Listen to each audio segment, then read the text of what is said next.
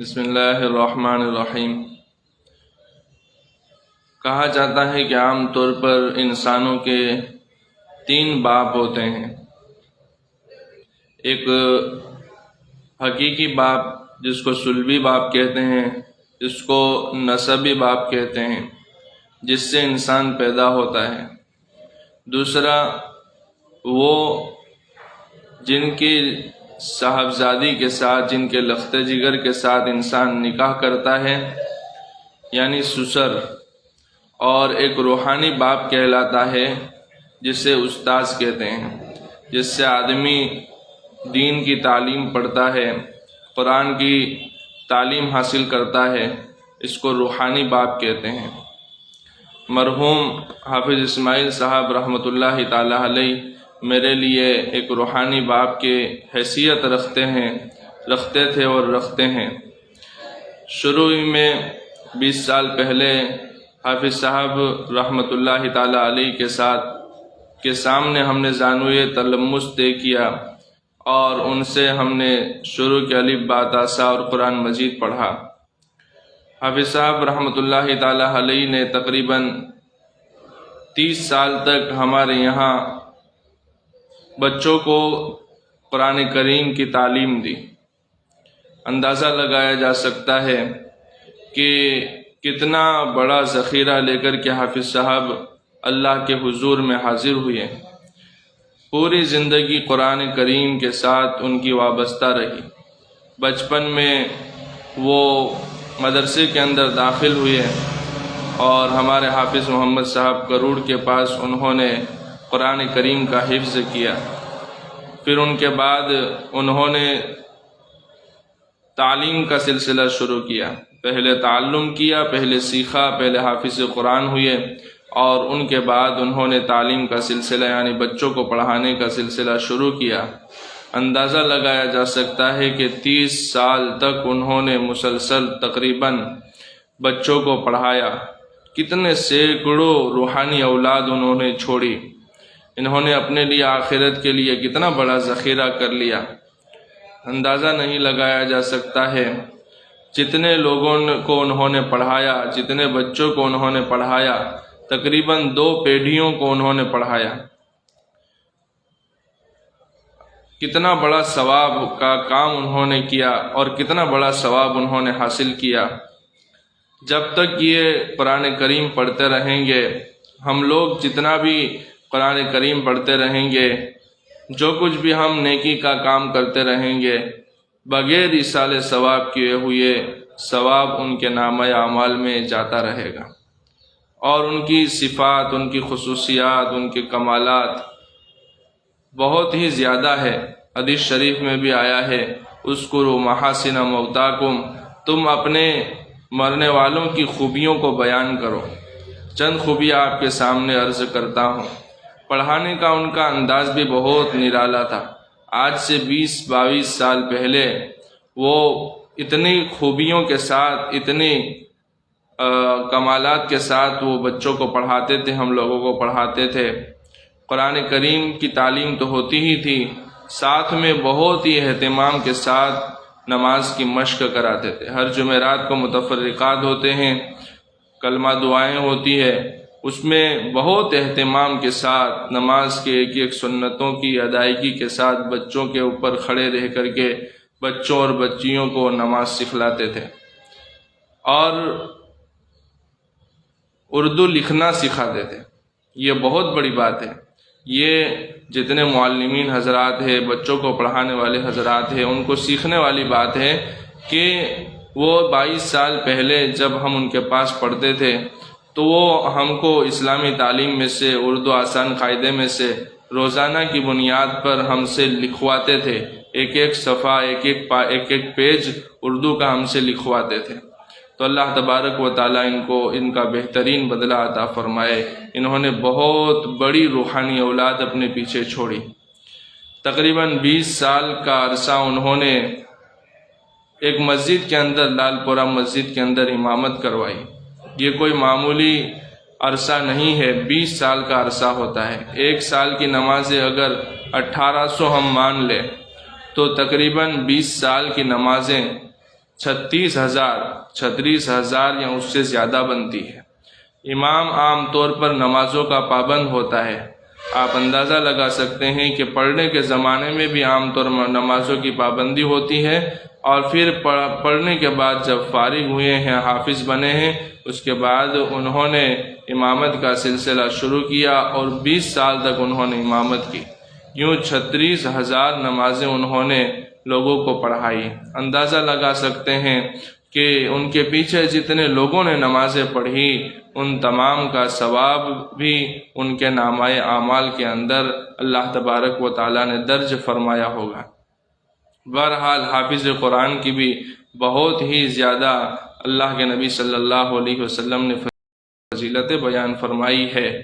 آخرت کے اندر تو ان کو بہت ہی بلند مقام ملے گا، لیکن اللہ تعالیٰ نے حافظ اسماعیل صاحب رحمۃ اللہ علیہ کو دنیا کے اندر بھی عزت اور مقام عطا فرمایا۔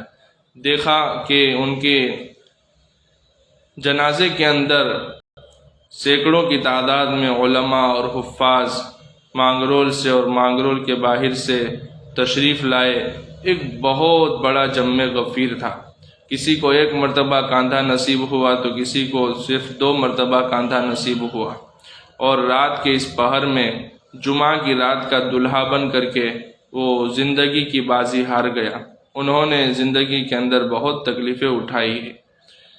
تقریباً 1.5 سال کا یہ عرصہ وہ بیمار رہے، اور اس بیماری کے عالم کے اندر ان کو بہت زیادہ شدید قسم کا درد اور تکلیف ہوتی تھی، لیکن یہ بندہ شکر کرنے والا اور صبر کرنے والا بندہ تھا۔ جمعہ میں خطابت کرتا ہوں، جمعہ پڑھاتا ہوں، تو حافظ صاحب کی اس بیماری کے بعد مجھے محسوس ہوا کہ جمعہ کے اندر حضرت ایوب علیہ الصلاۃ والتسلیم کی بیماری اور ان کا جو مثالی صبر تھا اس کو بیان کیا جائے۔ میں نے جمعہ میں بیان کیا، اس کو ریکارڈ کرتا ہوں۔ پھر میں نے حافظ صاحب کو بھیجا تو بڑے خوش ہوئے اور پورا بیان سنا۔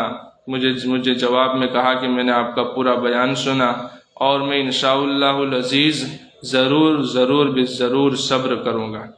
تو حوصلہ افزائی بھی بہت زیادہ فرماتے تھے، بہت زیادہ قدر کی نگاہ سے دیکھتے تھے، بعض امور میں مشورہ بھی فرماتے تھے۔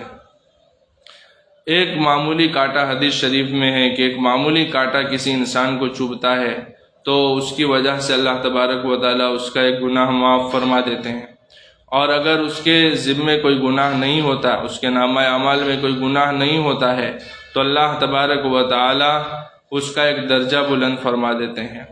اندازہ لگائیے کہ حافظ صاحب تقریباً 1.25 یا 1.5 سال تک مسلسل سخت ترین بیمار رہے۔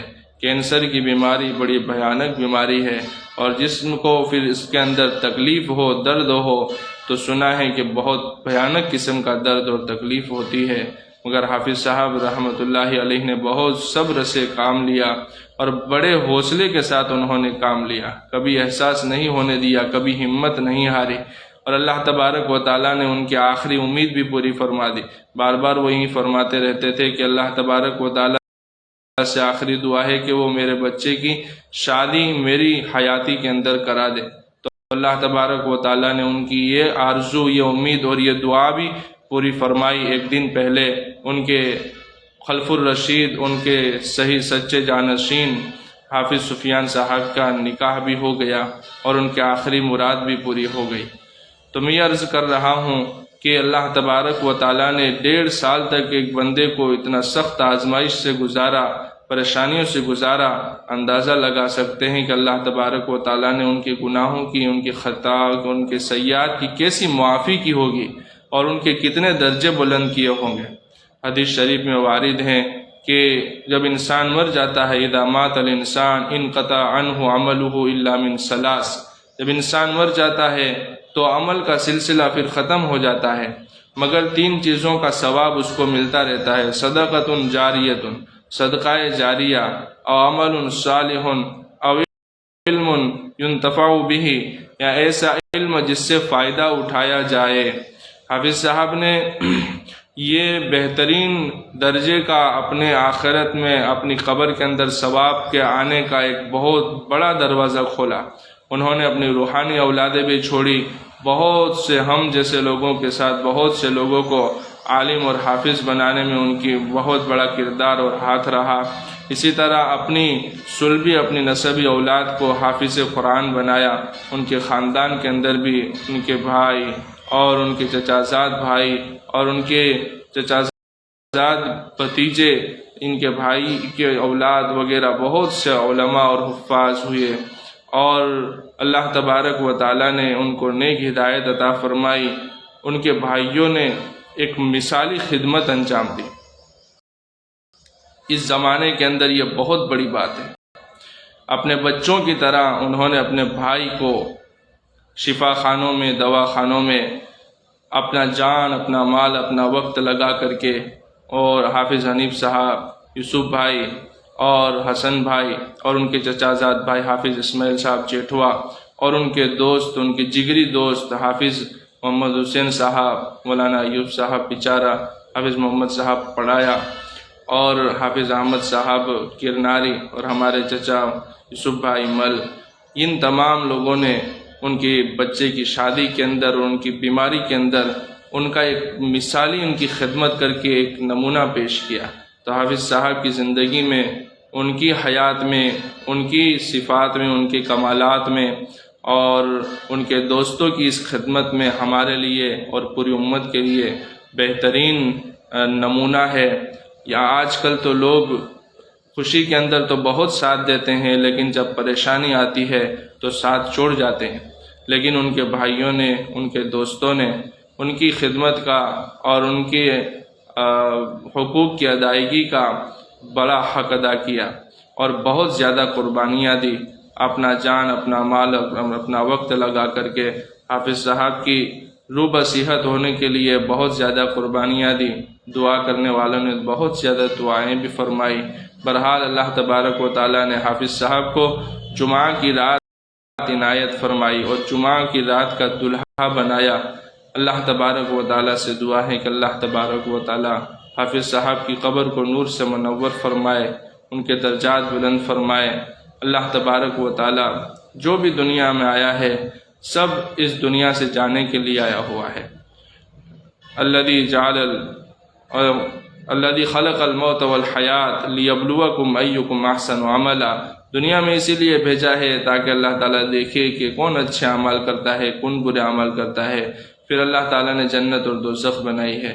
بہرحال تو اللہ تبارک و تعالیٰ کو ان کی زندگی اتنی ہی مقدر تھی، تقریباً 45-50 برس کے درمیان ان کی عمر رہی ہوگی، لیکن بہت ہی اچھی زندگی گزار کر کے گئے، ہم سب کے لیے ایک مثالی نمونہ چھوڑ کر کے گئے۔ اللہ تبارک و تعالیٰ ان کی قبر کو نور سے منور فرمائے، ان کے درجات بلند فرمائے، اعلی علیین کے اندر جگہ نصیب فرمائے۔